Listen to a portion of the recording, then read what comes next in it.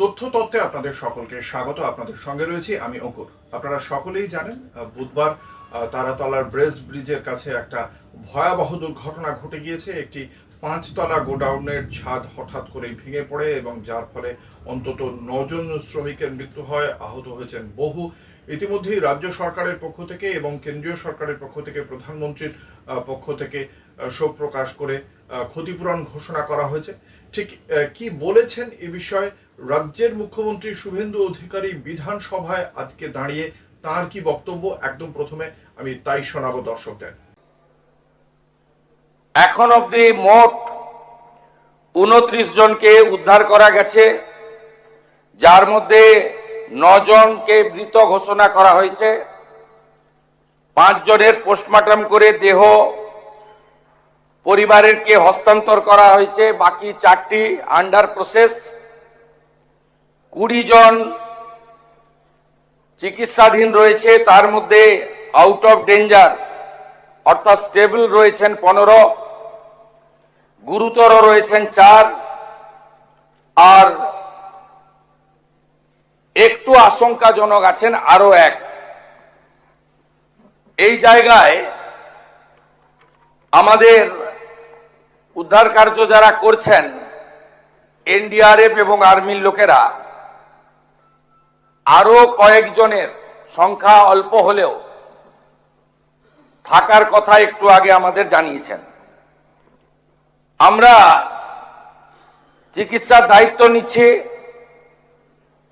এবং আমরা ঘোষণা করছি রাজ্য সরকারের পক্ষ থেকে মৃতদের পরিবারকে, আবারও বলি, অর্থ দিয়ে মৃত্যুর ক্ষতিপূরণ হয় না, এটা স্বীকার করেও দায়িত্বশীল সরকার তার দায়িত্ব পালনের জন্য অঙ্গীকারবদ্ধ। 10 লক্ষ টাকা করে আমরা মৃত পরিবারকে আমরা আর্থিক সাহায্য এবং গুরুতর আহতদেরকে 1 লক্ষ, আহতদের সকলকে 1 লক্ষ টাকা করে আমরা ক্ষতিপূরণ দেওয়ার ঘোষণা করছি।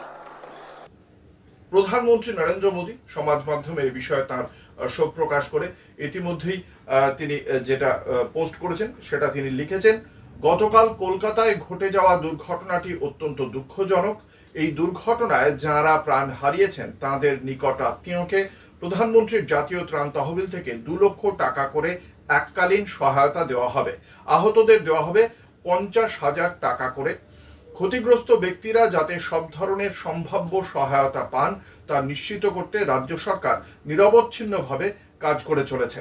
একথাই জানিয়েছেন প্রধানমন্ত্রী নরেন্দ্র মোদী। একদিকে যখন ক্ষতিপূরণের ঘোষণা করা হয়েছে, তার পাশাপাশি আজকে এই ঘটনার পেছনে কারা দায়ী সেই বিষয়েও রাজ্য সরকারের পক্ষ যে তদন্তের যে প্রাথমিক রিপোর্ট, সেই প্রাথমিক রিপোর্টের বিষয়টি তুলে ধরেছেন রাজ্যের মুখ্যমন্ত্রী শুভেন্দু অধিকারী। বিধানসভায় দাঁড়িয়ে তিনি সরাসরি বলেছেন, শহর কলকাতাকে মৃত্যুপুরীতে পরিণত করেছে আগের সরকার, তৃণমূল কংগ্রেস, এবং সেই সমস্ত দোষীদের কেউ নিস্তার পাবে না, কেউ ছাড় পাবে না, এ কথা স্পষ্ট বলেছেন শুভেন্দু অধিকারী। কি বলেছেন আমি শোনাবো। এই বিল্ডিং প্ল্যানটা জানুয়ারি মাসের 17 তারিখ 26-এ আপনারা দিয়েছেন। এখানে সব বের করেছি আমরা। আপনাদের পাপের ফল, সব জায়গায় টাকা নিতে নিতে এই সিটি অফ জয়কে এবং বৃহত্তর কলকাতাকে মৃত্যুপুরীতে আপনারা পরিণত করেছেন। আমরা এটা নিয়ে রাজনীতি করব না, কিন্তু কি করেছেন আপনারা? একটাকেও তো ছাড়ার কোনো সিন নেই।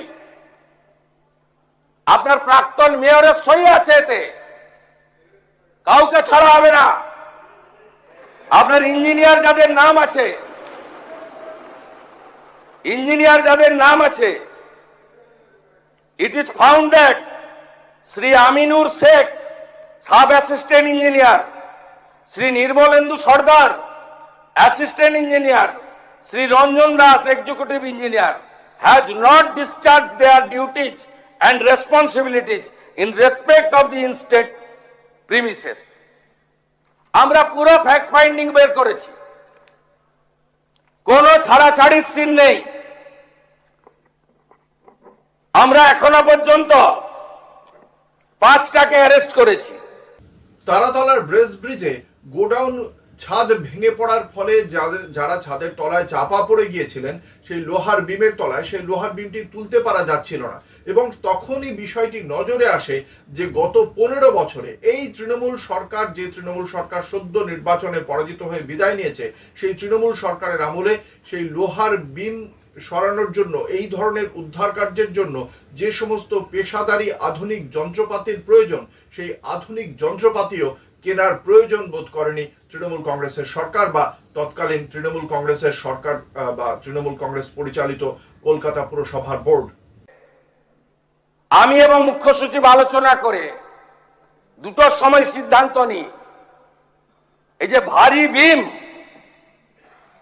এ কাটার কোন মেশিন রাখেননি আপনারা।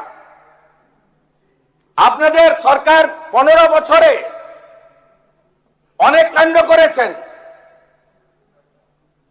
লোহা কাটার মেশিনটা পর্যন্ত কেনেননি। কেন এই ক্ষতিটা করে দিয়ে গেছেন বাংলায়? কোন আধুনিক যন্ত্রপাতি নেই, কোন পেশাদার টিম নেই।